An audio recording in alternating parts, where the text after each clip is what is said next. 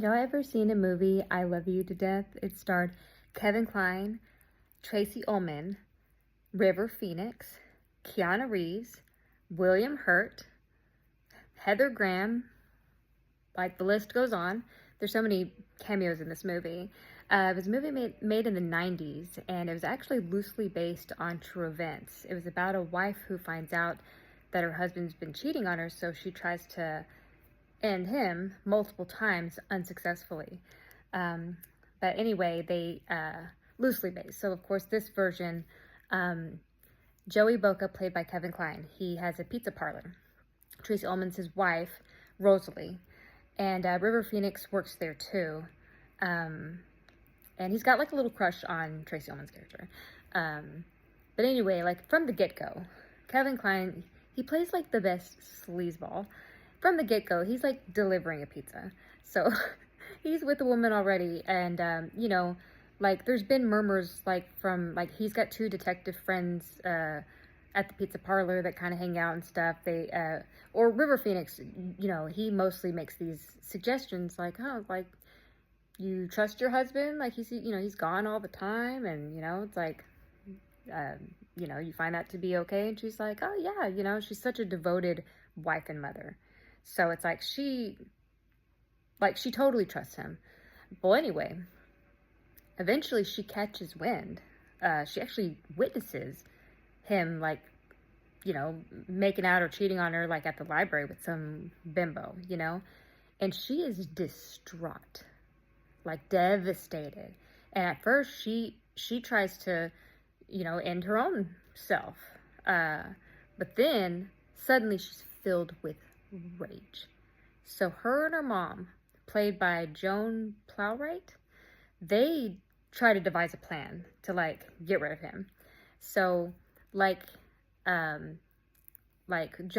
like her mom is like a mechanic or something, so she like messes with his car to like, you know, get the engine to kind of like blow up or something. That doesn't work. And then there's like another time they got a hitman to like, you know, take out his kneecaps, but that didn't work either. And you know, like they were trying to think of different things, but it just wasn't working. Well, anyway, she like one night offers to make spaghetti. So she puts like 2 whole bottles of like sleeping pills. And so he's eating bowl after bowl after bowl. And like all that does is just make him tired.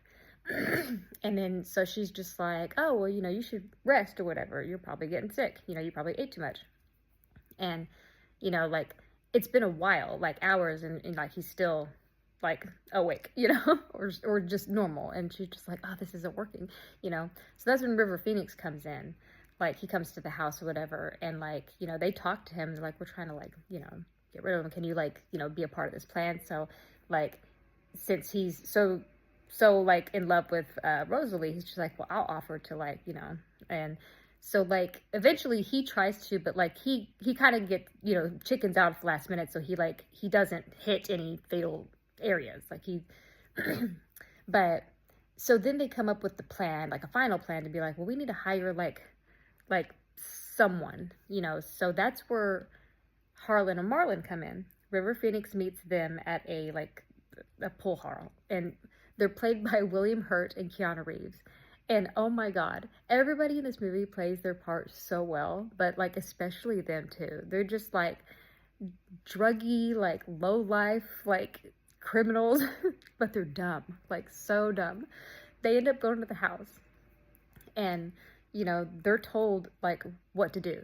You know, like River Phoenix is just like, I've already done most of the work, you just have to finish them off, you know. And so they go upstairs and they're like taking their sweet time trying to figure out like where to do it, you know, what should they, you know, sing it, like all kinds of like stupid stuff. And eventually like they hear a gun go off. So Tracy Ullman, she's freaking out because she thinks that's it.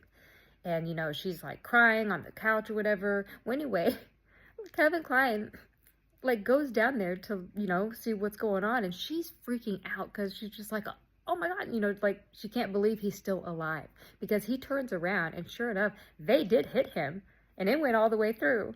but yet he's still standing. Like nothing's working. And so, she tells him to go back upstairs because he's got a virus, Um, well, anyway, he does go back upstairs. And like the two detectives that were like there earlier, they go to the house to check up on him. And so eventually, like, they see him up in the bed. He says he has a virus. And like, that's when they discover, like, he like a bullet grazed his ear, and like they're caught. So they all get convicted or whatever. But Joey has like this epiphany moment. He's just like, oh my God, if it wasn't for my wife wouldn't have done this if I wasn't like cheating on her. She loves me so much that she's willing to like end me, for our love. So like, that's when he's just like, I'm a changed man. I'm going to stop seeing all these ladies. And like, oh yeah, I forgot Victoria Jackson's one of his mistresses. So she like visits him at the hospital. So he's breaking it off with her. And so like, that's when it starts like the moment of his clarity, whatever. So he ends up like bailing all of them out of jail. He forgives Harlan and Marlon. And, and that it kind of ends like that. It's just a crazy movie. I loved this movie, but like, I have never heard anyone mention it, talk about it.